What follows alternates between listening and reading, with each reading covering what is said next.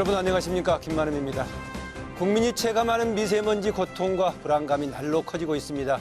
문재인 대통령은 혹한이나 폭염처럼 재난에 준해 대처하라면서 인공강우 실험을 비롯한 새로운 방안 개발 등 특단의 대책을 주문했습니다. 중국과의 협력 강화도 언급했습니다만 과연 실효성 있는 대책이 나올 수 있을까요? 미세먼지 과연 어떻게 해결하는 것이 바람직한지 전문가들과 함께 집중 논의해 보겠습니다. 초미세먼지가 연일 전국을 뒤덮고 있습니다. 사상 처음으로 수도권에는 초미세먼지 경보가 발령되고 비상저감 조치가 사흘 연속 이어지면서 3한 4미라는 신조어까지 만들어냈습니다. 최악의 미세먼지 원인으로는 대기 정체와 중국의 영향이 꼽힙니다. 그러나 미세먼지 원인을 두고 중국 정부가 한국 책임론을 들고 나오면서 책임 공방이 가열되고 있습니다. 다음 달 미세먼지 특별법이 시행되는 가운데 여당은 추가 입법을 통해 특별법을 보강하고 문제 해결에 나서겠다는 입장입니다. 그러나 야당은 정부 정책의 총체적 실패를 지적하며 탈원전 폐기를 촉구하는 등 여야 신경전으로 이어졌습니다. 노후화된 화력발전소는 미세먼지의 주범이라고 하는데 지금 화력발전소를 7기나 새로 짓고 있습니다. 탈원전 정책이 결국은 미세먼지를 더욱 악화시킨다. 원전 감축은 앞으로 70년간 단계적으로 시행될 정책입니다. 사실도 틀리고 근거도 없는 비판을 야당에서 하지 말아주기를 바랍니다. 갈수록 심화되는 미세먼지 문제, 실효성 있는 대책은 무엇인지 이번 주 토론당당에서 집중 논의해봅니다. 함께 하실 패널들 소개해드리겠습니다. 이화여대 환경공학과 박석훈 교수 나오셨습니다. 어서 오십시오. 예, 안녕하세요. 네, 연세대 화공생명공학과 박지론 교수입니다. 어서 오세요. 예, 반갑습니다. 국회 입법조사관을 지내셨죠. 최준영 법무법인 율촌 전문위원입니다. 어서 오십시오. 네, 안녕하세요. 네, 환경보건시민센터 이성진 사무국장 나오셨습니다. 어서 오십시오. 네, 반갑습니다. 네, 미세먼지. 예전은 날씨를 보면 기온을 봤습니다만 내일 날씨 그럼 요즘 보통 가장 먼저 이제 미세먼지 어떤 상태인가 이렇게 보고 있는데 일단 우리 그 네 분께서는 지금 심각성 어느 정도 어떻게 인식하고 계시는지 종합적으로 듣고 시작을 하겠습니다. 먼저 박석순 교수님. 예, 겨울철에 이 고농도 미세먼지 발생 일수가 지금 최근에 많이 증가하는 것 같아요. 거의 뭐 매주에 한 번 나오는데 제가 봤을 때는 이 정부 대책이 참 답답하다는 생각이 들어요. 왜냐하면은 이 원인도 제대로 규명이 안 되고 대책 또한 이게 원인하고 맞지도 않는 거죠. 왜냐하면은 중국 탓을 계속하면서 비상대책으로는 자동차 이부제, 거기다가 지금 서울 같은 데 수도권에는 상당히 많은 오염원들이 고정원인데 난방이라든지 이런 고정원인데 이동원, 자동차에 대해 가지고 계속 규제하는 이런 게 좀 답답한 것 같습니다. 네. 대처에 대해서 답답함을 많이 느끼고 있다라는 걸 강조해 주셨네요. 박진영 교수님. 저도 뭐 국민의 한 사람으로서 똑같은 심정입니다. 저희들이 마시는 물과 호흡하는 공기는 기본 중의 기본인데 국민들이 걱정을 한시라도 빨리 해결해 줘야 될 것 같고 그리고 정부가 많은 노력을 하니까 그것이 국민에게 개선된다고 있는 안도감과 희망을 줬으면 하는 심정입니다. 네, 최준영 전문위원 어떻게 보십니까? 예, 사실 미세먼지는 한 2012년부터 좀 심각해진 것 같습니다. 그 이전까지는 제가 국회에 있을 때도 의원님들께서 미세먼지에 대한 관심이 별로 없으셨는데 한 6, 7년 됐군요, 그러니까. 네, 맞습니다. 한 6, 7년 정도 된 문제인데 사실 제일 답답한 건 앞에서 이제 박석순 교수님께서도 말씀해 주셨지만 이게 원인도 사실 불분명하고요. 어떤 대책을 집행하면 얼마만큼 좋아지는지도 사실은 좀 불분명하다 보니까 눈에는 뻔히 보이는데 해답은 잘 없고 정말 답답한 상황이 계속되고 있다 보니까 국민의 한 사람으로서 갑갑할 수밖에 없습니다. 국민의 한 사람으로서 또 관련 분야 전문가로서 답답함을 느끼고 있다. 이성재 국장님. 예, 방금 이제 최준영 위원님께서 말씀을 해주셨는데요. 그 미세먼지의 원인이 크게는 이제 자연적인 거와 인공적인 거 두 가지로 나누죠. 그 자연적인 거는 뭐 계속 이렇게 발생할 수밖에 없고. 그러니까 인공적인 것 같은 경우는 사실 산업화 이후에 꾸준히 나왔다고 볼 수 있어요. 계속 나왔다고 보고 배출원 아마 그거겠죠. 주 배출원이. 그 미세먼지가 좀 이슈화된 게 2012년, 13년 특히 이제 13년에 WHO에서 1군 발암 물질로 또 지정도 하고. 저희 센터 같은 경우는 또 2012년부터 환경 문제 관련해서 연말에 지속적으로 그 여론조사를 했었어요. 그래가지고 그 결과를 보면은 미세먼지에 대한 국민적 관심도 최근 한 3, 4년 동안은 국내에서 보통 60% 정도 미세먼지가 환경 문제에서 가장 좀 심각하다. 예. 그리고 해외 부분에서도 한 40% 정도가 미세먼지가 심각하다. 이러한 그 연구 결과도 있어요. 여론조사 결과도 있습니다. 예. 지금 이제 원인도 몇 가지 지적해 주셨는데요. 지금 뭐 미세먼지 우리나라뿐만이 아니라 아시아 전역이 지금 이제 골머리를 앓고 있는데 방콕에서 물대포를 쐈다 인공강우 얘기 나오고 있고요. 잘 아시겠지만 중국도 마찬가지고 뭐 여러 나라들 그러고 있는데 이게 우리가 근래에 와서 인식하게 된 건지 어쨌든 간에 심각하게 됐는데 뭐 원인을 어떻게 종합적으로 진단하고 있습니까? 그 최근에 이렇게 많은 나라들이 이제 대부분 특히 후진국입니다. 선진국은 좋아지고 있어요 지금. 뉴욕이라든지 런던 같은 데는 과거에는 나빴지만은 그 지금은 상당히 좋아지고 있는데 후진국에 특히 이래 되는 이유가 뭔가 하면은 인구가 증가하고 산업 활동이 활발하고 그러다 보니까 자연적 에너지를 많이 쓰고 말입니다. 거기다가 자동차 문화가 이제 급속히 보급되고 그런데 또 하나의 문제는 뭔가 하면은 이 난방 자체는 그대로 재래식이에요. 특히 네. 중국의 경우는. 난방은 옛날 그대로 재래식으로 이 고체 연료를 주로 쓰는데 이게 계속해서 뭐 에너지는 많이 쓰고 하다 보니까 이런 문제가 생기는 것 같습니다. 아, 지금 말씀하신 주로 이제 미세먼지가 후진국들에 더 심각하다라고 했었는데 그렇죠. 예. 유럽, 미국 등은 상대적으로 지금 많이 개선이 된 상황입니다. 그렇죠. 지금 뭐 뉴욕이라든지 런던 같은 데는 거의 대도시 중에서는 최고 좋은 그런 데가 됩니다. 네. 박 교수님. 예, 그 각 나라별로 미세먼지들이 험한 데도 있고 좀 괜찮은 데도 있고 있는데 뭐 박석순 선생께서 말씀하신 선진국이 좋은 쪽으로는 확실한 것 같습니다. 예. 근데 이제 선진국에서도 이제 우리나라 같은 그런 선진국 진입하는 나라가 우리나라가 특징이 있어요. 우리나라는 아주 뭐 물건을 많이 만들어내서 수출을 하는 나라니까 예. 그래서 우리나라는 그 선진국에서도 또 이 전기를 많이 쓰고 오염물을 많이 배출하면서 물건을 만들어내니까 특단의 대책이 필요하고 선진국의 그 정책보다도 더 강한 정책이 가야 된다고 생각합니다. 네. 그 조금 더 부원하면은 이제 후진국 이야기도 나왔는데 다른 중국이나 태국이나 뭐 이런 나라도 다 사항이 따라 다릅니다. 그건 이제 정책이나 그 국민의 민도 이런 게 따라서 다를 텐데 제가 한 재작년 겨울에 인도를 국제학교로 갔어요. 네. 그 비행기를 타고 이제 봄베이 항을 이제 착륙하려니까 제가 이거 뭐가 있냐고 볼 거 아니에요. 네. 근데 저녁 무렵이었는데도 군데군데 막 불이 보이는 거예요. 불이 타는 거예요. 그래서 그거는 이제 불법 소각인 거죠. 그러니까 그러한 문제가 이제 후진국에서는 아직 정책적으로 관리가 안 된다 이런 말씀을 드릴 수가 있겠습니다. 우리의 경우 예. 그러면 산업연이 상당히 다른 나라에 비해서 좀 크다라고 보고 계시군요. 예, 그렇습니다. 압도적으로 큽니다. 예. 아, 좀 이제 천천히 얘기해 보기로 하고요. 네, 최준영 의원 어떻습니까? 예, 사실은 미세먼지는 참 불행히도 어떻게 보면은 이 몬순지대, 인도부터 시작해가지고 우리나라까지 이어지는 이 지역이 전체적으로 미세먼지 농도가 매우 높습니다. 그 몇 가지 공통점이 있어요. 일단은 인구 밀도가 매우 높고요.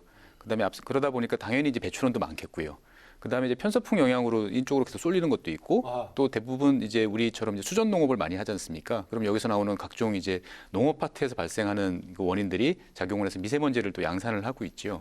그러다 보니까 전 세계적으로 이 그 동남아시아부터 우리 동북아시아 지역에 이런 벨트가 사실은 가장 빨갛게 나오는 참 힘든 곳에 저희가 위치하고 있습니다. 아, 지금 뭐 아시아권에 특히 이제 monsun지대 중에 집중돼 있기 때문에 그런 경향이 강하다. 예, 그렇습니다. 일본을 제외한 거의 모든 국가들이 사실은 미세먼지로 다 고생을 하고 있습니다. 아, 그러면 이제 공개 이동도 좀 관련돼 있겠군요. 예, 정체가 좀 큰 많이 틀에서 돼 보면 그렇습니다. 예, 이성재 국장님. 예, 앞서서 세 분께서 말씀해 주신 게 사실은 거의 현상을 이렇게 보여주는 그 얘기들을 다 하신 것 같아요. 예. 근데 제가 좀 이렇게 나름 정리해 부분도 비슷한데 기본적으로 그 중국은 전 세계 공장이잖아요. 공장이다 보니까 배출원이 많을 수밖에 없고 인도 같은 경우도 그 역시 마찬가지로 그런 역할들을 하고 그런데 중국이랑 인도랑 좀 차이가 있죠. 중국 같은 경우는 그 위쪽에 기후가 더 차가운 기후도 있고 그 인도나 이런 데는 좀 정체가 심하고 중국은 이동이 좀 더 강한 편이에요. 그런데 네. 그 이동의 끝점이 사실은 한국이죠.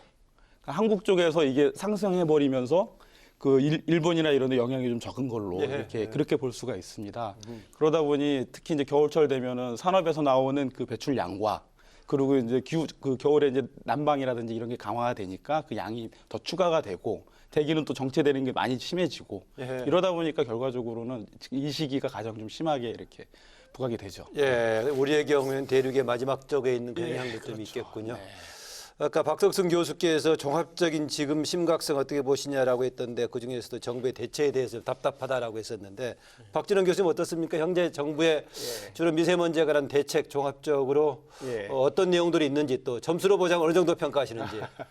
저는 국립환경과학원장을 하고 나온 지가 얼마 안 돼가지고 준공무원 심정도 있고 거기서 그 업무에 종사하는 사람들의 그 고충을 많이 봤기 때문에 국민의 입장보다 관리하는 그 정책을 만드는 쪽의 더 점수가 갑니다. 그쪽 좀 설명 좀 해드리고 싶다 이 말이군요. 그러니까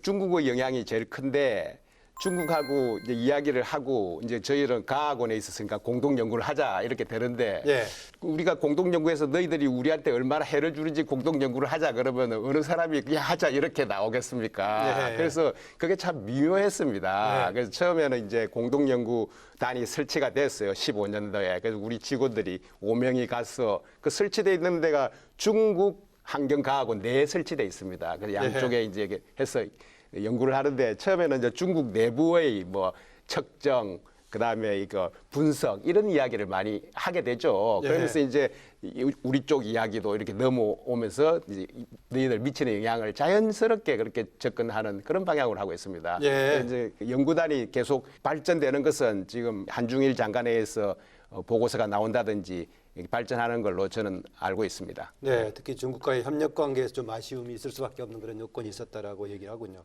그 지난 22일 국무회에서 문재인 대통령이 공식적으로 그런 얘기했죠. 인공강우, 고압분사, 물청소 여러 가지 지금 이제 대책을 조금 마련해 보라 했는데 그동안에 자치단체들 차원에서는 뭐 좀 심각하다 할 때 물도 뿌리고 이런 게 있었는데요. 특히 상황의 심각성에서 박석순 교수께서는 정부 대처에 대해서 미흡함을 아쉬워한다 이렇게 얘기하셨는데. 이 전국 탓을 너무 하는 것 때문에 지금 우리나라 정책이 잘못됐다고 생각하거든요. 왜냐하면은 중국은 지금 2013년도에 베이징에 클린업 프로젝트를 해가지고 지금 2014년도부터 17년도 사이에 말입니다.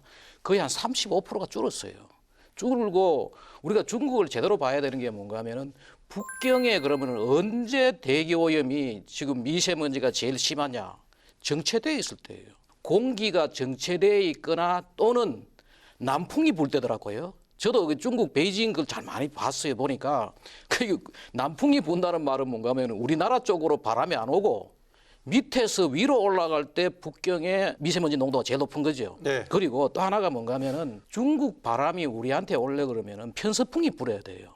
근데 편서풍이 주로 언제 부는 한 봄, 가을에 불어요. 봄, 가을에 부는데 지금 우리나라의 문제는 뭐냐? 겨울철 아닙니까?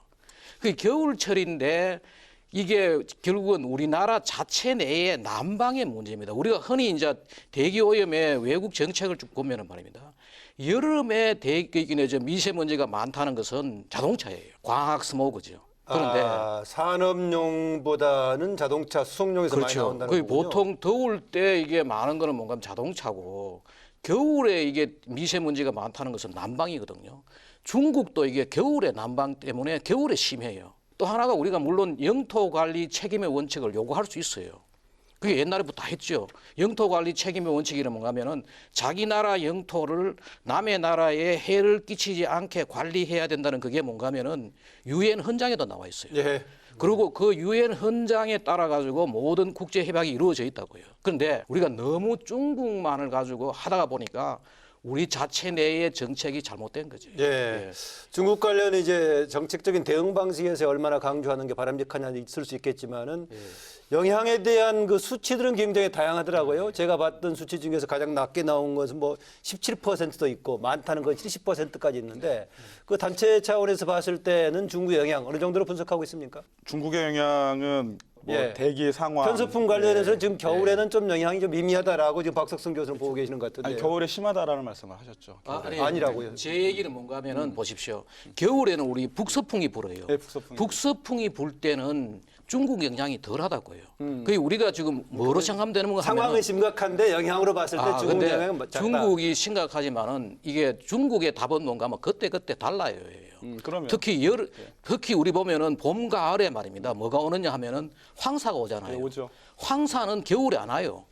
결국은 황사가 오는 루트나 중국의 미세먼지 오는 루트나 같은 루트예요.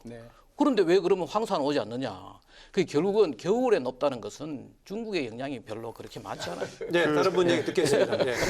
그거는 좀 이 국장 얘기 듣고 박진영 교수도 얘기 듣겠습니다. 이전에 그 사만사온 그 좀 봄 가을 말씀을 하셨는데 그 봄 가을이라는 건 사실 가을에서 겨울 봄이에요. 겨울이 따로 떨어져 있는 게 아니라 그 과정 중에 있다라는 거죠. 가을, 겨울, 봄인데 예전에는 사만사온이라고 해가지고 특히 이제 봄철에 사만사온에 대한 얘기를 많이 했죠. 근데 지금 같은 경우는 어떤 시기냐면은 그게 많이 깨졌죠. 그래가지고 뭐 사만, 뭐 칠미 막 이런 식으로. 그래서 겨울철에 특히 뭐 지금 2월달이면 겨울이잖아요. 겨울이 굉장히 심하고 지금 1월달이 겨울이죠. 누가 봄이라고 합니까? 심하잖아요. 그러면 이거는 편서풍의 영향, 뭐 북서풍의 영향 다양한 게 있으나 겨울철에도 편서풍이 왜 있다라고. 그럼요. 그거는 좀 그렇게 생각합니다. 네, 박 교수님, 박진영 교수님 좀 이제 다른 견해 같은데. 저희들이 이제 과학원에서 미세먼지가 발생하는 시기가 11월 들어가면은 저기 하얼빈에서 추워서 난방을 시작하는 그 시기로 저희들은 보고 있습니다. 그리고 이제 아무래도 난방하고 그다음에 이제 정체되는 이런 영향이 있어서 우리는 항상 이 미세먼지가 11월에서 2월, 3월까지 그렇게 그 기간에만 나옵니다. 그리고 이제 자동차는 여름에도 다니고 가을에도 다닐 텐데 그 박선수 선생님께서 말씀하신 게 또 맞는 부분도 있고 제가 생각할 때는 겨울에는 확실히 저쪽 영향이 더 세다 이렇게 저는 말씀을 생각을 합니다. 실제로 보면은 이 미세먼지는 물론 이제 지금 다 이제 인위적 요인도 많이들 말씀하시지만 어떻게 보면은 저는 이 대한민국 그러니까 한반도를 둘러싼 기단이 어떻게 보면 변화된 것도 사실 큰 영향을 미친다고 생각합니다. 원순지대 얘기하셨고요. 예. 그러니까 과거에는 이것들이 이제 비교적 원활하게 잘 빠져나갔는데 무슨 이유인지 모르겠습니다. 이게 기후 변화일 수도 있고 어떻게 보면 지구의 자연스러운 변화일지도 모르겠는데 어느 순간 이게 잘 작동을 안 하는 거죠. 그러니까 쉽게 말하면은 그 고깃집에서 고기를 굽는데 환풍기가 중간중간에 자꾸 고장이 나는 상황이 이제 반복이 되는 거죠. 그러다 보니까 이전에는 별 문제가 없었는데 오히려 여름철에는 엄청나게 많은 전력을 쓰기 때문에 많은 배출원이 있지만 사실 별 문제가 없고 오히려 이제 겨울철 같은 경우 난방 수요도 증가하지만 뭔가 과거에는 이게 잘 순환이 되던 것들이 최근 들어서 무슨 이유인지 모르겠으나 그러니까 인위적 요소 플러스 자연적 요소가 결합되면서 이게 문제를 더 복잡하게 만들고 어떻게 보면 중국과 우리가 서로 이제 남의 탓을 하는 그 최근 그 이야기가 온실가스, 온실하와이 뭐 저항, 저주 이런 식으로 그렇죠. 기후 나와서 변화의 어떤 영향이 극지방이 온도가 올라가서 적도하고 온도 차이가 작으니까 풍속이 약해졌대요. 그래서 그것에 의해서 이제 우리가 오염물질이 확산되는 그것이 줄어들었다. 그렇게 기상학자들이 말을 하는데 일리가 있는 말씀이었어요. 조금 전에 이제 그 중국 영향 관련해 가지고는 두 분, 세 분이 약간 견해차가 있는데 앞으로 계속 논의를 하다 보면은 이게 조금 과학적으로 규명이 가능할까요? 어떨까요? 제 얘기를 좀 정리를 하자면 말인가. 중국 영향이 없다는 게 아니고 중국이 우리한테 영향을 줄 때도 있고 그렇지 않을 때도 있는데 우리나라에 지금 아까 계절적으로 봤을 때 겨울철은 미미하다라고 말씀하셨으니까. 겨울철에 근데 우리나라에 지금 겨울철에 생길 때 뭔가 하면은 바람 불 때 생기는 게 아니고 대기가 정체되어 있을 때예요.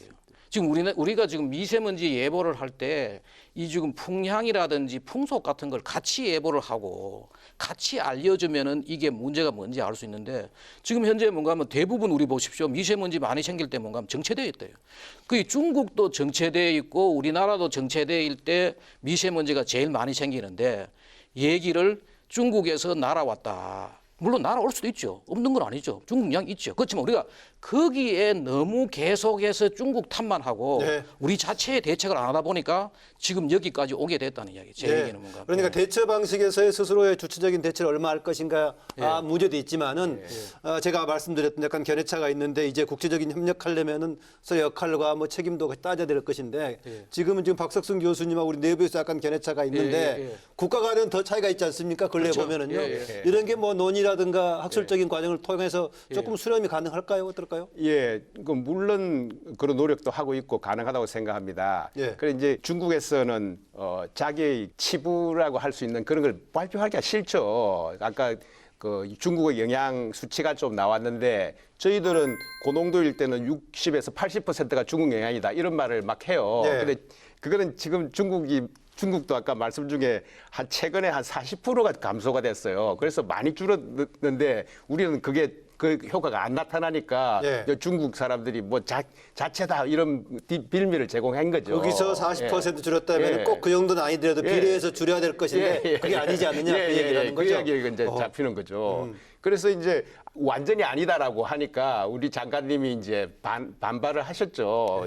야 산적 동자도 안다 이런 식으로 반발을 했는데 사실 우리 서해안 쪽으로 측정망이 있어요. 중국에서 오는 걸 잡기 위해서 예. 백령도에도 있고 태안반도에도 있어가지고 거기서 중국에서 오는 걸 수치로 다 잡아요. 인터넷에 보면 실시간 이동하는 표시도 나오고 하는 것도 있던데요. 예. 그런 걸 가지고 반박을 했으면은 더 뭐 좋았겠죠. 근데 그게 중국에서 백령도에서 우리가 측정을 하니까 미세먼지가 높게 나왔다.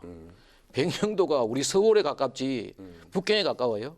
근데 그것도 그래 뭔가 하면은 중국에서 온 물질이라는 그 물질 자체를 확실히 잡아가지고 예. 얘기를 해야 되고 그 지금 현재 제가 볼 때는 우리가 그러니까 너무 정체되어 있을 때 생기는데 물론 중국 영향 있죠. 있는데 그걸로 가지고 당신들 책임을 져라 하니까 안 되죠. 그러니까 뭔가 하면 성산 없는 싸움을 훌륭한 투사는 성산 없는 싸움에도 끼지 않고 그래서도 안 되는 거예요. 근데 제가 볼 때는 중국하고 우리가 해결할 방법이 있습니다. 그게 뭐냐면은 유럽에서 그러니까 황산화물 줄이기 위해 가지고 헬싱키 의정서를 79년도에 맺었다고요. 또 88년도에 질소산화물을 줄이기 위해 가지고 소피아 의정서를 맺었다고요. 그때 뭐 했느냐?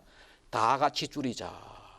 지금은 이제 중국하고 한중일 하면서 중국 당신이 책임이 있으니까 중국 당신이 어떻게 해달라 이거 하면 안 되고 예. 우리 같이 줄이자. 이게 공동의 선을 위해 가지고 나가자. 이렇게 돼야 되는 거예요. 네, 최 의원하고 이성진 국장께 그 질문을 제가 드리겠습니다. 지금 이제 국가 간의 관계 문제 생기니까 그동안에 환경 관련해가지고 국제 간의 협력을 통해서 뭔가 문제를 해결했던 조금 우리가 참고할 만한 그런 사례들 좀 있을 법한데요. 사실은 이제 대기 오염, 특히 이제 이 장거리 월경성 오염 물질에 예. 대하면 꼭 나오는 게 이제 유럽의 어떤 이제 월경성 장거리 그 오염 물질 대기 오염 그 협약이라고 있습니다. 예. CLRTAP라고 예, 있는데요. 꼭 미세먼지가 아니더라도 뭐 있었겠죠. 원래는 이제 그 산성비를 포함한 이제 황산화물이 문제였는데요. 70년대부터 이제 쭉 나왔습니다. 근데 사실은 이걸 거슬러 올라가 보면은 한 70년대 초반까지, 60년대까지 거슬러 올라가요. 그러니까 이제 유럽에서 갑자기 스웨덴에 있는 그 스웨덴이 호수가 몇만 개씩 되는 나라인데 예.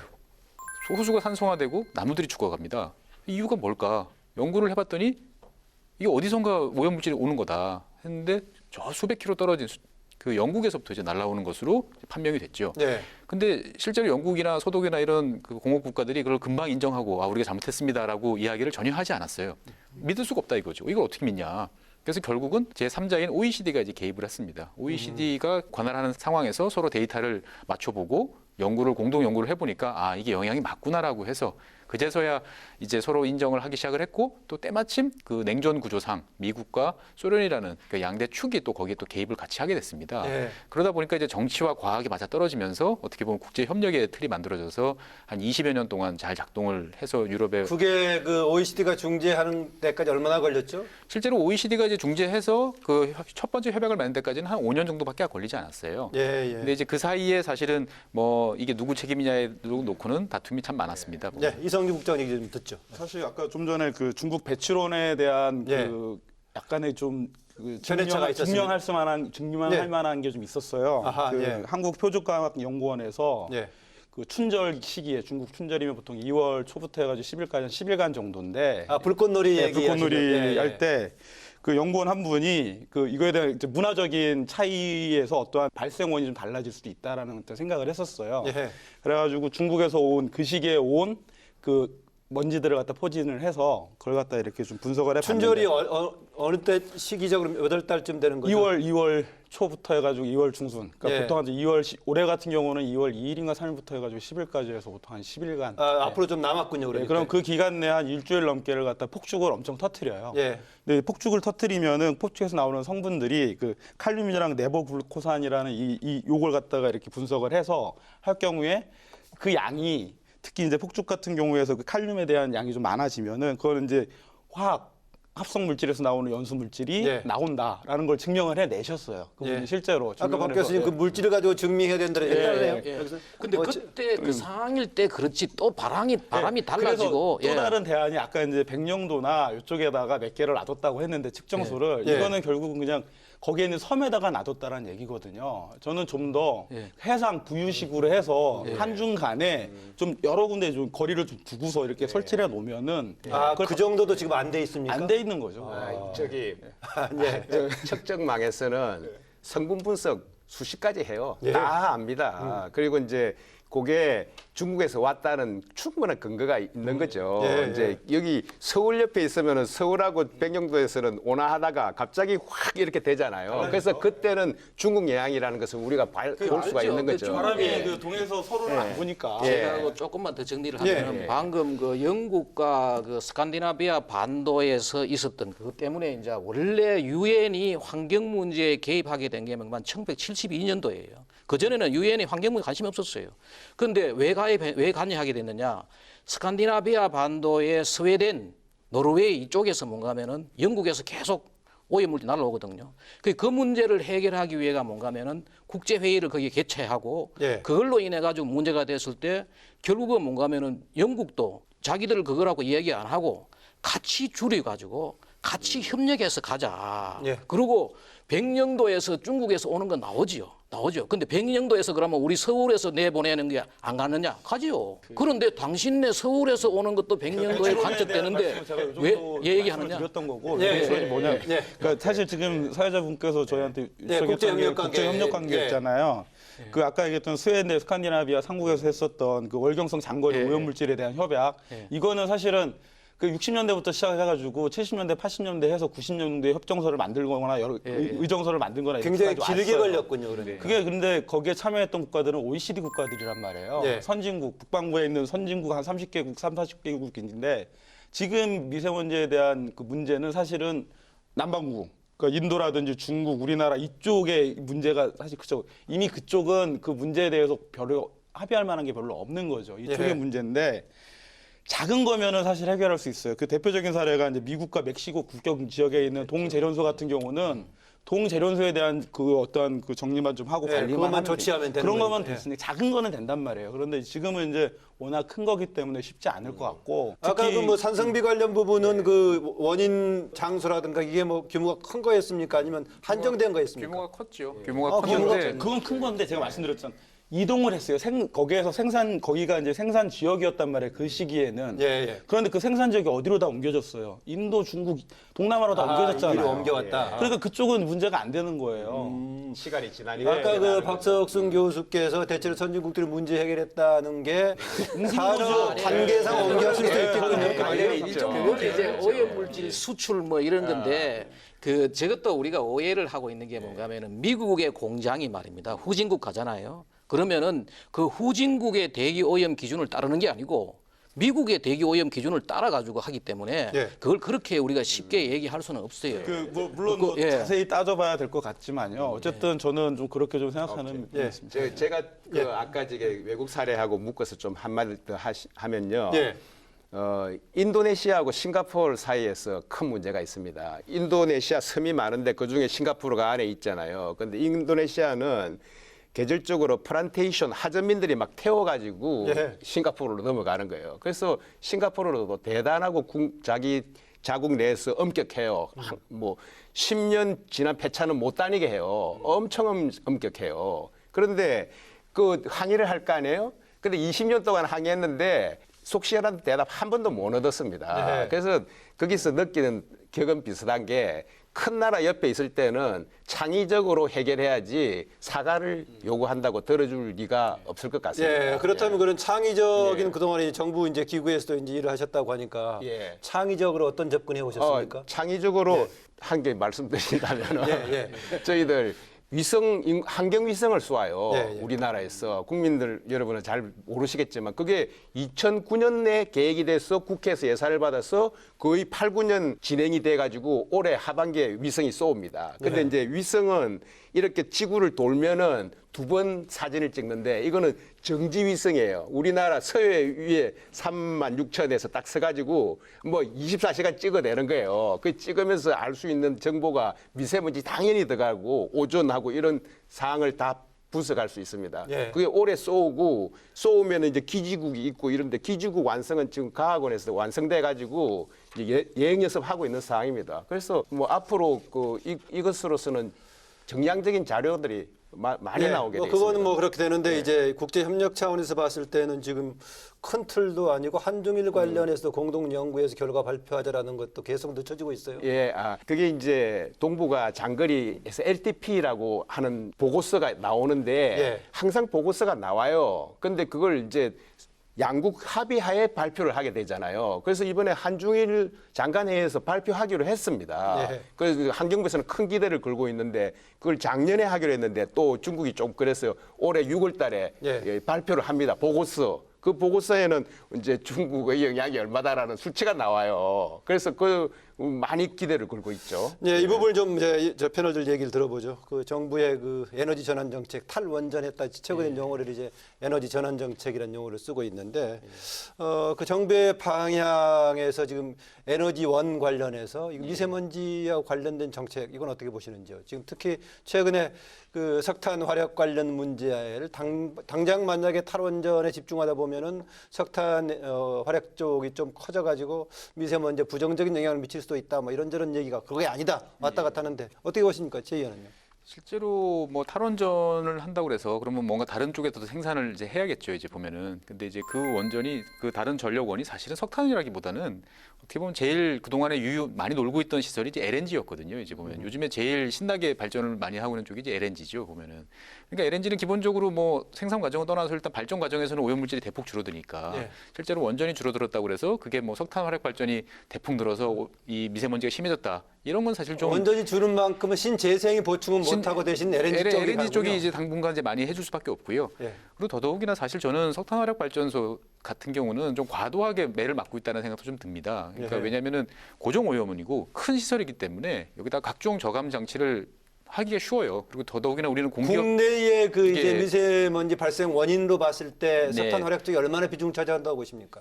꽤 큰 몫이죠. 아까 뭐 중국 논란 빼고 예, 중국 논란 빼고는 상당히 절대 발생량 자체로는 큰데 하지만 관리하기도 쉽다라고 저는 생각이 되어지거든요. 왜냐하면은 어떻게 보면 경제성 문제인데 지금은 사실 전 국가적인 분위기가 경제성을 무시하고라도 무슨 수를 쓰더라도 줄여라라는 게 있기 때문에 공기업들이 뭐 발전 자회사나 이런 회사들이 수천억씩 매년 지금 환경 저감 비용을 집어넣고 있거든요. 예. 그렇게 되면 결국은 석탄 화력에 대한 어떤 오염 물질 발생량 자체는 상당히 이제 내려갈 수 있다라고 보여져요. 예. 그러니까 에너지 전환 정책에서의 미세먼지 연관은 오히려 바람직한 방향으로 가고 있다고 보시군요. 일단 기본적으로는 가고 있죠. 예. 네, 이 국장 어떻습니까?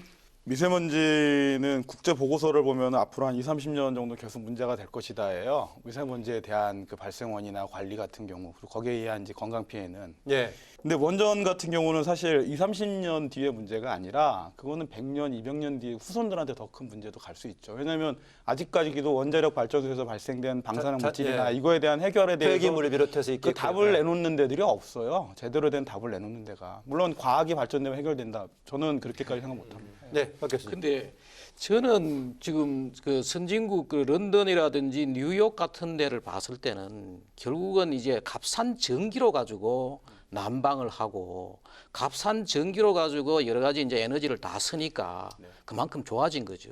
한때 1952년도에 런던 스모그 사건 때 뭐 4천 명이 죽고 엄청나게 문제가 됐고 그런 데가 그렇게 된 거는 뭔가 하면 난방을 다 바꾼 거죠. 근데 우리나라가 다른 나라하고 달리 아주 우수한 원전 기술이 있으면서 그것을 그냥 자꾸 탈원전을 하고 대신에 화력을 물론 아까 전에 말씀대로 말씀 맞는 말이죠. 지금도 거기는 뭐 석탄 화력이 너무 심하게 지금 매를 맞고 있는데 그것도 지금 자꾸 줄이면은 거기서 미세먼지를 줄일 수 있는 기술들이 지금 계속 나오거든요. 그래서 그렇게 해가지고 하는 것보다도 제가 볼 때는 탈원전 할 게 아니고 우리가 원전을 가지고 모든 에너지를 쓰고 앞으로 전기차를 가지고 쓰고 말입니다. 수소차도 결국은 뭔가 하면 수소를 만들어내야 되잖아요, 이거예요. 그러려고 그러니까 결국은 탈원전이 결국은 우리가 대기 오염의 문제를 일으키는 것이죠. 그리고 거기서 나오는 말입니다. 여러 가지 핵 폐기물 이걸 문제를 하는데 대통령을 위한 물리학이라는 책을 한번 읽어보십시오. 그런 사람들이 썼는 책을 보면은 거기서 나오는 그 핵 연료 같은 거, 핵 폐기물 있잖아요. 그걸 우리가 잘 보관해 두면 되는 거죠. 그 보관이죠. 처리가 아니고요. 그렇죠. 보관을 해두면 되는 거죠. 네. 보관을 해두면 되는데 그걸 너무 이제 지금 오늘 지금 현 시간 이 시간에 그 우리 그 전기 예비 전력 예비율이라는 말을 쓰잖아요. 지금 얼마나 예비율이 지금 돼 있을까요? 지금 이 시간에 한 10% 돼 있겠죠. 더 돼 있을 겁니다. 지금 시간에는 경지를 제일 많이 쓸 때가 여름이잖아요. 에어컨 많이 틀고 이럴 때. 네. 지금 아마 예비율이 한 20%? 이 정도 될 거예요. 예비율 10%면은 원자력 발전소 2개예요, 2개. 대단히 원자력 발전 조성되는데 2대 정도의 분량인데 그 말씀을 드리는 이유가 미세먼지 잡기 위해서 원자력 발전소 늘려야 된다, 전기를 생산하게 늘려야 된다. 왜 재생에너지나 이런 얘기는 안 해요? 효율이 없으니까 안 된다? 이런 얘기 아닙니다. 왜냐하면 재생에너지 기술도 그만큼 발전이 됐고. 지금 아까 보니까 뭐 최 의원 얘기는 지금 에너지 전환에서 원자력 부분을 줄인 것이 뭐 신재생에 대체하는 것이 아니라 LNG 등의 비중이 커진다 이렇게 보고 있는데 LNG도 역시 속각하는 거, 태우는 거예요, 연소예요. 그러니까 결국은 재생에너지가 답이라고 보죠, 저희는. 아니, 그러니까 실제로 대안으로서는 신재생이 가는 것이 아니라 그쪽 비중이 커진다. 현실은 지금 그거를 하되 장기적으로 10년, 20년을 내다본다면은 계속 이제 홍진호 교수님. 미세먼지를 가지고 이제 원전을 쳐다보는 시간이니까 당연히 원전을 세우면은 LNG의 화석 연료보다도 더 깨끗한 전기를 만드는 미세먼지만 방법이니까 가지고 본다면. 보면은 그건 뭐 당연히 원전이 가야 되는 상황입니다. 그럼 이제 원전 학자가 이제 저는 하공학자니까 LNG 하면 청정 연료라 생각하거든요. 완전 연소가 되니까 이거는 석탄에 비할 바가 아니다. 훌륭하다. 그런데 한전 학자는 그것도 화석 연료라고 하는 거예요. 네, 그 말을 듣고 아 그럴 수도 있겠다라는 생각이 들었어요. 화력 발전소, 석탄 화력, LNG 뭐 이런 것들은 위치를 따져야 돼요. 어디에 위치하고 있느냐. 지금 우리 서울도 지금 LNG 발전소가 있다고요. 바로 옆에 당연히 발전소에 하고 있다고요. 당연히 어떻습니까? 겉모양이 그래도 지하로 들어간 겁니까? 지하로 들어갔다 하지만은 그거는 제가 볼 때는 옮기는 게 하여튼 가동은 되고 있는 겁니까? 가동이 예. 되고 그러면 LNG가 완전 연소가 되지만은 거기에서 뭔가 하면 질소산화물도 나오고 말입니다. 예. 질소산화물이 뭔가 하면 2차 미세먼지를 만들어내거든요. 그런 문제부터 해가지고 지금 하시는 말씀이 그 미세먼지 얘기하니까 미세먼지를 저감하는 거에 원자력에 대한 얘기만 바라보자는 잘못된 얘기라고 봐요. 왜냐하면 미세먼지, 원자력, 에너지 정책 모든 거는 다 여러 가지 안에가 밖에랑 다 영향을 미치면서 움직이는 거지 따로 떼서 그것만 딱 규정을 하고 얘기를 하자. 아까 박준영 교수께서 그 부분을 깨치는 것 같습니다. 미세먼지만 딱 한정시켜 본다면 당연히 원자력 부분이 효과적이다. 그러나 여러 가지를 같이 봤을 때 어저께 그저께 뭐 후쿠시마 그 배출수 방사능 배출수에 대한 얘기 나오고 그거 배출한다 이런 얘기 나오잖아요. 제가 위원님 지금 우리 예비 전력이 20%라고 뭐 할 때 무덥다고 했는데 거기서 신재생 에너지가 차지한 비율은 미미합니다. 미미하니까 저는 말씀드렸잖아요. 미래를 얘기해서 그렇게 지금 아까 얘기했다. 네, 알겠습니다. 아까 우리가 원인 또 여러 가지가 있는데 일반 국민들, 일반 시민들이 또 이제 정부의 대책 관련해서 가장 직접적으로 영향을 받는 것은 경유차 관련 얘기가 이제 많이 언급이 되는데 경유차 실제로 어느 정도 영향을 미치고 있습니까? 크지요. 근데 이게 경유차가 말입니다. 과거에 그 크린 경유차 디젤 중에서 이제 화물이라든가 수송용하고 일반 시민들이 승용으로 쓰는 것하고 비중이 좀 차이가 있을 것 같은데요. 그렇죠. 승용도 그런데 과거에는 한 18% 정도 됐는데 크린 디젤이 언제 나오기 시작했는가 하면은 2009년도에 시작됐다고요. 시작됐는데 그러다가 딱 10년 하고 중단했는데 크린 디젤 하기 전에 아마 승용차가 18%였다가 지금 얼마 전까지 보니까 48%가 뭐 이렇게 올라갔어요. 아, 가솔린하고 두 개 비유 중에서 그런 겁니까? 아니면 아까 산업용 전체에서. 그러니까 산업용은 대부분 다 디젤을 쓰지요. 경유차에서 나오는 것에 이 미세먼지에 미치는 영향이 사람들에 따라서는 실제로 시민들의 이용의 비중보다는 산업용에서 나오는 큰 수송용 차들에서 그게 엄청나게 크다 이런 얘기가 있었어요. 그렇죠. 근데 디젤에서 나오는 것은 두 가지입니다. 직접 미세먼지가 나오는 것이 있고 거기서 나오는 질소산화물이 나와서 바깥에서 다시 또 미세먼지를 만들어내는 2차 미세먼지가 있거든요.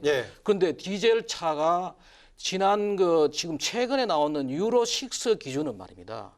가솔린 차하고 비슷해요. 나오는 거 있겠네. 배출되는 미세먼지, 2차 미세먼지까지 다 고려해가지고. 그런데 지금 나오는 디젤은 상당히 좋아요.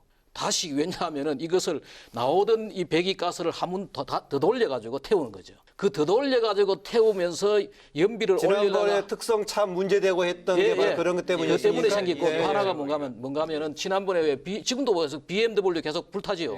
불타는 이유가 뭔가 하면은 나오는 가스를 불탄다는 표현이 좀 그러네. 불나고 가져가는 게 뒤로 돌리다가 이 가스가 한 800도 정도 되는 거죠. 그 돌려가지고 냉각시켜서 돌려야 되는데 그걸 제대로 냉각 못 시켜가지고 설계가 잘못돼가 타는데 말입니다. 그 지금 나오는 디젤은 괜찮은데 디젤 밤에 나온 게 관련은 문제죠. 조금 이따 정부 대책관 다시 한번 질문 드리기로 하고요. 그 경유차 관련에 대한 정부의 대책이라든가 이 부분 어떻게 보시는지 두 분 얘기도 같이 듣겠습니다. 일단은 경유차가 수도권 지역은 아무래도 제일 영향이 크다라는 게 이제 정부의 일관적인 이제 평가였고요. 상당 부분 동의합니다. 왜냐하면 수도권은 그래도 많이 이제 그동안 수도권 대기 특별법이나 해가지고 공장들이나 이런 것들에 대해서는 제한을 많이 했거든요. 그럼 남은 것들은 이제 결국은 이제 교통 부문이고 더더욱이나 이제 아까 박 교수님 말씀하신 것처럼 승용차보다는 각종 그 중장비, 트럭. 그다음에 이제 공사장에서 쓰는 이제 각종 발전 설비 이런 것들은 사실 수십 년 지난 것들을 어떠한 규제도 없이 막 쓰는 경우들이 되게 글쎄요, 많았거든요. 제가 아까 그래서 이제 일반 승용용의 디젤보다는 그렇게 그래서 이제 대형차 한 대가 대형 화물차 한 대가 뭐 일반 승용차 뭐 50대 100대 분의 이제 이렇게 나온다는 통계들도 사실 많이 있습니다. 그래서 이것들을 이제 빨리 교체를 하는 게 사실은 제일 필요하죠. 근데 이제 정부도 노력을 많이 하는데 문제는 이제 이 뭐 조기 폐차라든지 정부의 뭐 DPF 부착이라든지 많은 걸 하고 있지만 막상 이용하시는 분들께서 이것들을 이제 내가 폐차를 해야지라고 생각하시기보다는 이걸 끌고 다니는 게 더 유리하다. 그리고 이분들을 불편하게 하는 정책에 대해서 이 행정 당국이 되게 부담스러워하세요. 그러니까 뭐 운행 제한이라든지 이런 거에 대해서 그러다 보니까 제가 듣기로는 그 유럽에서 디젤차 생산을 앞으로 중장기적인 계획에서는 생산을 안 한다가 기조로 알고 있어요. 유로 6니 뭐 7이니 그게 뭐 8인 게시 나올지 모르겠으나 기존은 디젤차는 생산 안 한대요. 사용을 안 하겠다라는 얘기겠죠. 아까 박 교수님 얘기로는 뭐 이제 새로운 단계로 버전이 바뀌면 괜찮을 수도 있다고 유럽은 이미 그 디젤차에 대해서 앞으로 장기적인 거에서는 생산 안 하겠다. 디젤차뿐만 아니고 이제 내연기관 전체를 뭐 2040년 또는 2035년까지는 생산 안 하겠다 이런 이야기를 하죠. 그리고 지금 우리나라가 지금 현재 돌아다니고 있는 차가 몇 대냐면 한 2,300만 대 정도 돼요.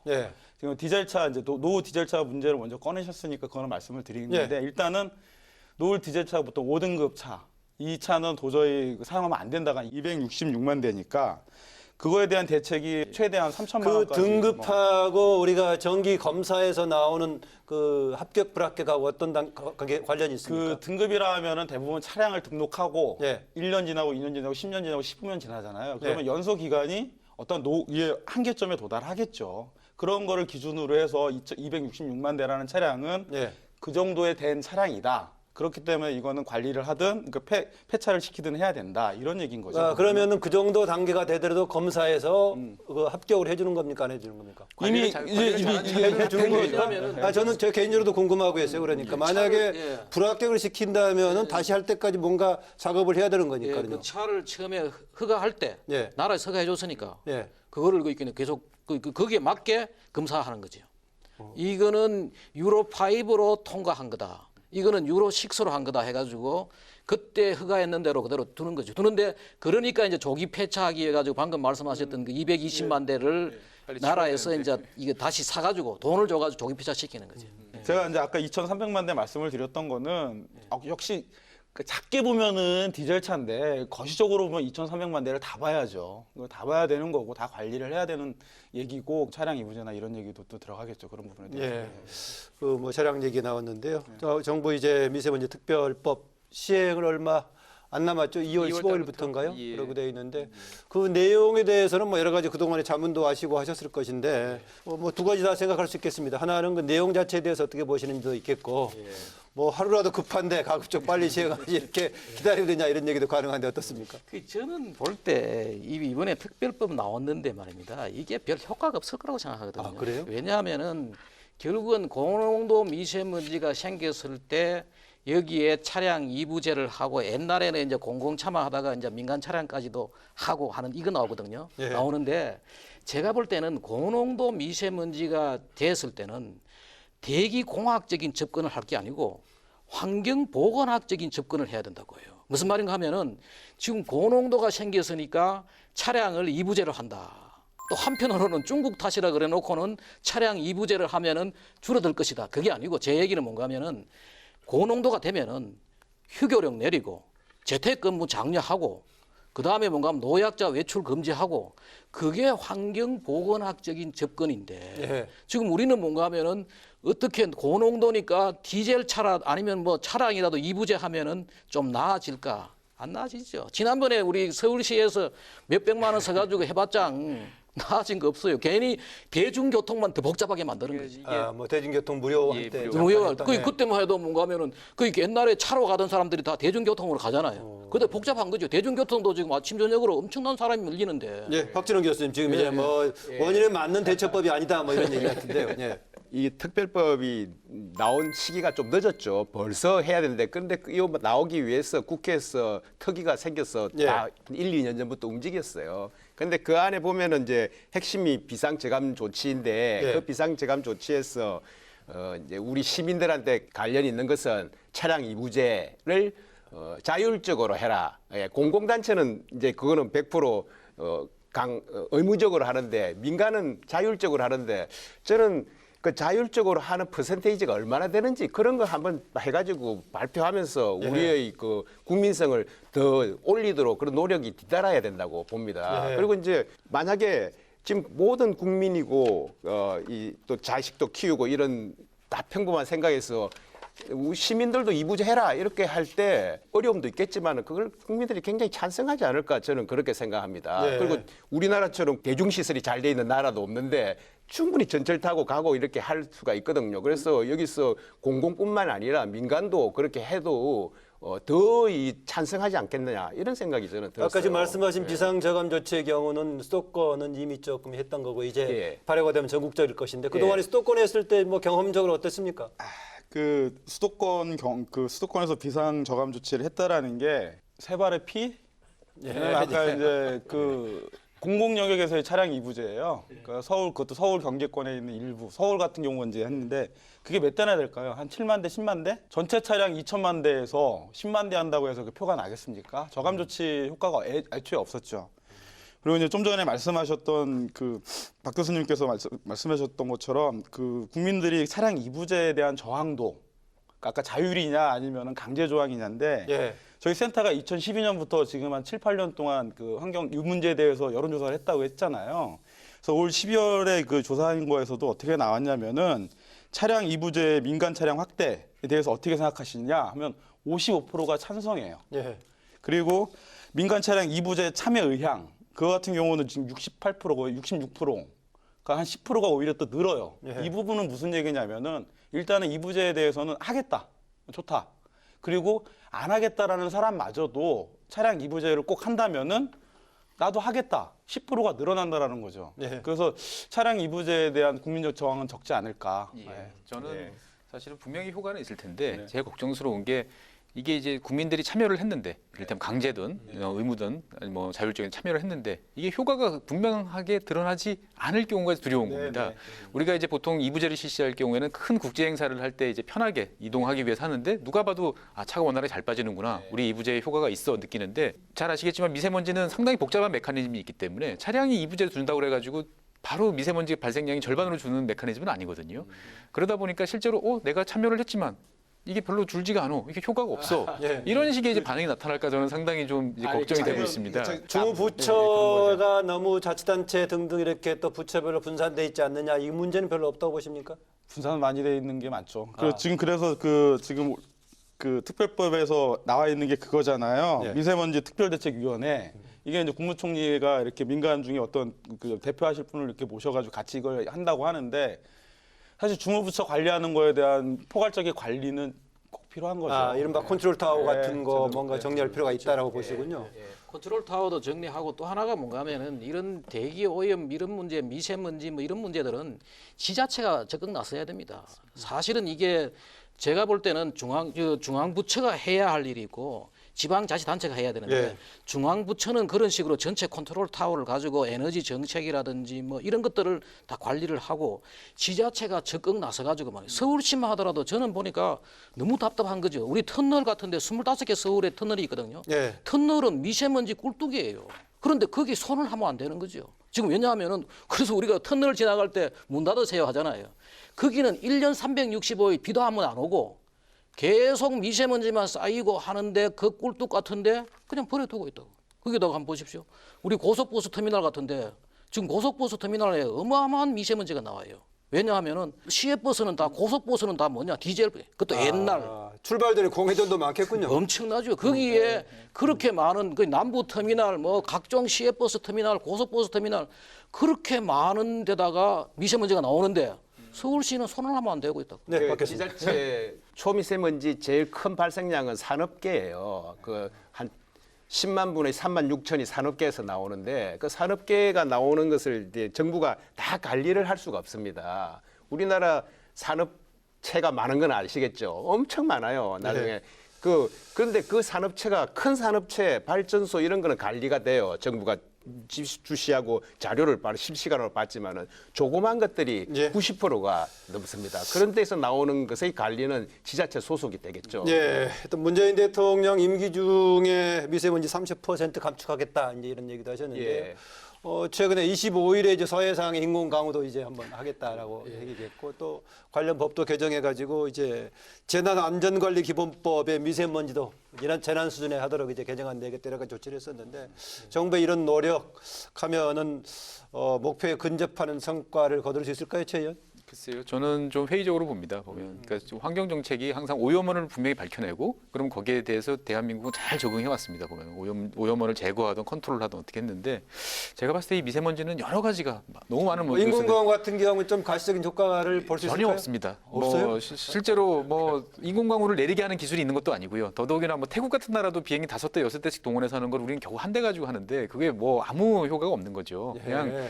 정말 국민에게 이제 우리가 최선을 다해서 뭔가 노력을 하고 있다는 걸 보여주는 거다 정도밖에 안 됩니다. 대통령께서 30%를 줄이면 그게 선진국 수준이 되는 거예요. 25의 그게 한 18 정도로 가는 그런 것인데 지금 우리나라 환경부 예산이 한 제가 6조 정도 조금씩 오르는데 그거 다 나눠 가지는 거거든요. 물도 해야 되고 폐기물도 해야 되고 미세먼지를 위해서 특단의 대책을 해야 됩니다. 이건 예산이 뭐 엄청 들어가야 됩니다. 그 우리나라가 그 산업 구조가 정책적인 비중에서도 지금보다 훨씬 더 많은 비중을 차지해야 훨씬 된다. 더 그러니까 지금 우리나라 그 구조가 물건을 엄청 만들어서 무역의 그 GDP 퍼센테이지가 60% 최고입니다. 그러니까 이 좁은 나라에서 그렇게 공장을 돌리고 선진국으로 진입했는데 그 환경의 투자나 규제가 선진국 따라가서는 절대로 잡을 수가 없는 거죠. 네, 알겠습니다. 저는 된다고 생각합니다. 저는 왜 된다고 생각하는가 하면은 뉴욕과 런던을 한번 보자 이거죠. 뉴욕과 런던이 왜 저렇게 공기가 좋아졌느냐. 첫 번째는 난방 연료를 완전히 교체했어요. 지금 근데 우리나라에 지금 서울에 말입니다. 무연탄 쓰고 있어요. 고체 인료가 기체 인료에 비해 가지고 4,000배나 많은 미세먼지를 4,000배요. 4,000배예요. 거의 한 가구가 무연탄 쓰면은 나머지 4,000가구가 기체 연료 쓰는 거나 막 그래서 선진국 보면은 다 전부 다 이게 뭔가 하면 고체 연료를 다 없앴어요. 근데 아직도 우리는 뭔가 하면은 지금 겨울만 되면은 우리 시장님이 무연탄 끌고 다닌다고 해요. 지금 이러고 있다. 그거다가 지금 우리 그 그린벨트의 비닐하우스 말입니다. 거기에 어마어마한 무연탄을 떼고 있어요. 그 특히 비닐하우스는 이 단열이 안 되기 때문에 그걸 하고 또 그래서 제가 또 하나의 그 뉴욕 같은 데는 뭔가 하면 그린빌딩 프로젝트라 해가지고 난방 자체가 뭔가 하면 빌딩이 하나의 오염원 발생원이었어요. 미세먼지 발생원이었어요. 그런데 뭐 했느냐? 그걸 공기정화로 바뀌었어요. 그 빌딩을 하나의 미세먼지 발생원을 공기정화기로 바꾸고 하는 정책을 해가지고 블룸버그 시장 단 5년 만에 말입니다. 60몇 프로 뭐 황사나무 같은 것들은 줄이는데 저는 지금 현재 우리가 자꾸 중국 탓하고 뭐 이러면서 엉뚱한 프로젝트 하니까 되지 충분히 가능하다고 생각합니다. 네, 이성윤 국장. 그 아까 뭐 우리 그 지질학적 위치, 한국의 지질학적 위치도 나오고 뭐 저기 뭐 세계 기후 변화에 대한 얘기도 나왔잖아요. 30% 감축은 국내 생산은 감축을 할 수 있을 수도 있죠. 다양한 노력을 한다면. 그런데 결과적으로 그 한국의 위치는 그 대륙의 끝점이다. 그 미세먼지 이동의 끝점에 있기 때문에 그 미세먼지 이동에 대한 관리가 안 되는데 30% 감축이 될까요? 저는 안 된다고 봅니다.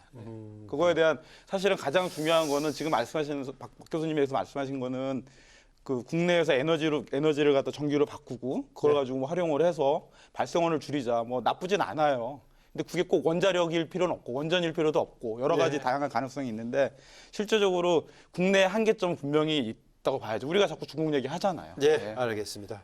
흥미로운 것은 정부 정책 지금 미세먼지 대책에 대해서 굉장히 아쉬워하는 박석순 교수께서는 오히려 잘하면 30% 목표를 달성할 수 있다라고 이제 대륙의 끝이라 이야기하는데 한 가지 내가 물어봅시다.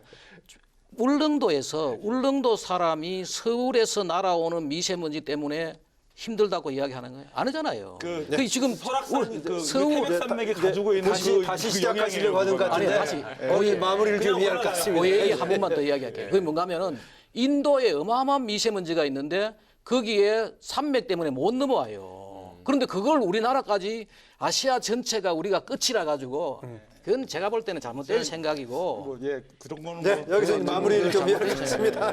우리가 잘하면 되는 거지. 논의를 했는데 아까 뭐 부분별로는 아까 말씀하신 뭐 근본적으로는 또 에너지 전환 정책 관련도 따로 또 길게 뭐 논의를 해볼 수 있겠습니다만 오늘 그 미세먼지 문제 초점을 맞춰서 얘기를 했고요.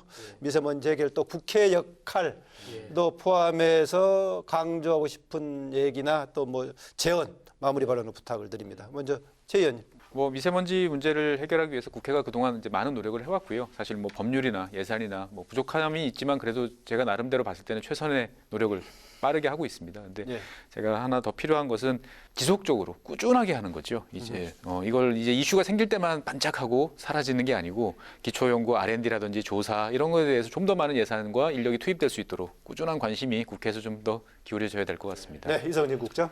저는 대중교통을 이용합니다. 네. 이게 차를 쓰질 않는데 오늘 오면서 국회 앞에 들어올 때 그 경찰분들 있잖아요. 의무경찰분들이 보초를 쓰고 계시는데 그분들이 다 마스크를 쓰고 계신 분이 있고 안 계신 분이 있어요. 지금이 나쁨 수준이에요. 지금 오늘 이 날짜면 나쁨 수준인데 쓰고 있는 또 그 경찰분들은 또 그 전용 마스크가 또 아니에요.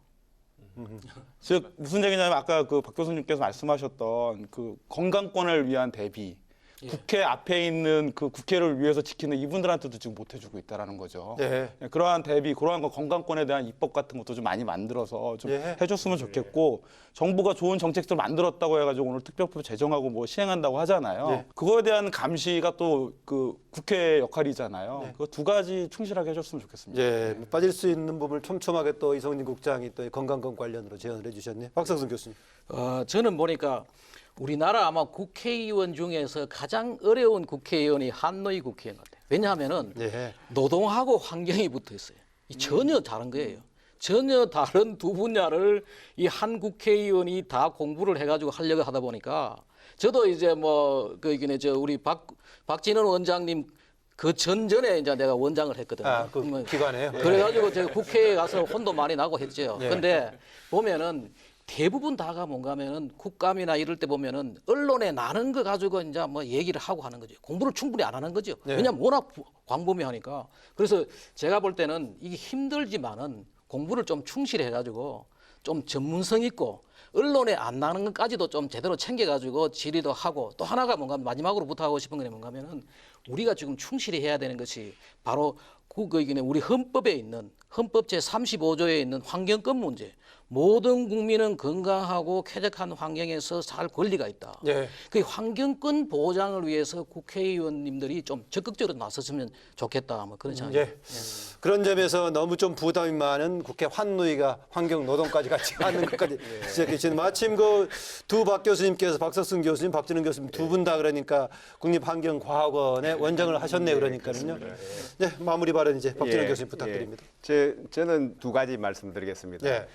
이 미세먼지에는 물론 중국의 영향이 있으니까 투 트랙으로 가야 됩니다. 외국의 영향은 그대로 또 외교 쪽으로 해결하고 또 한쪽은 국내의 문제는 국내로 해결해야 되는데 우리나라가 OECD에서 전기 사용량이 5등입니다. 우리나라 위에는 미국, 일본, 독일 3개밖에 없어요. 캐나다는 우리하고 비슷해요.